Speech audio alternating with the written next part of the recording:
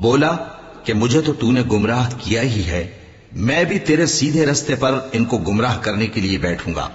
پھر ان کے آگے سے اور پیچھے سے اور دائیں سے اور بائیں سے غرض ہر طرف سے آؤں گا، اور تو ان میں اکثر کو شکر گزار نہیں پائے گا۔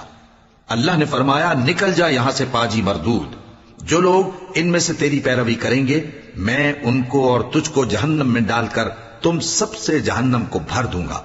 اور اے آدم تم اور تمہاری بیوی بہشت میں رہو سہو، اور جہاں سے چاہو اور جو چاہو نوش جان کرو،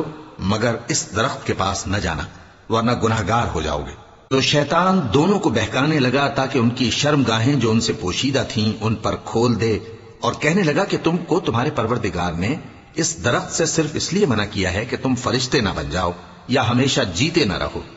اور ان سے قسم کھا کر کہا کہ میں تو تمہارا خیر خواہ ہوں۔ غرض مردود نے دھوکہ دے کر ان کو معصیت کی طرف کھینچ ہی لیا۔ سو جب انہوں نے اس درخت کے پھل کو کھا لیا تو ان کی شرم گاہیں کھل گئیں، اور وہ بہشت کے درختوں کے پتے توڑ توڑ کر اپنے اوپر چپکانے اور صدر چھپانے لگے۔ اور ان کے پروردگار نے ان کو پکارا کہ کیا میں نے تم کو اس درخت کے پاس جانے سے منع نہیں کیا تھا،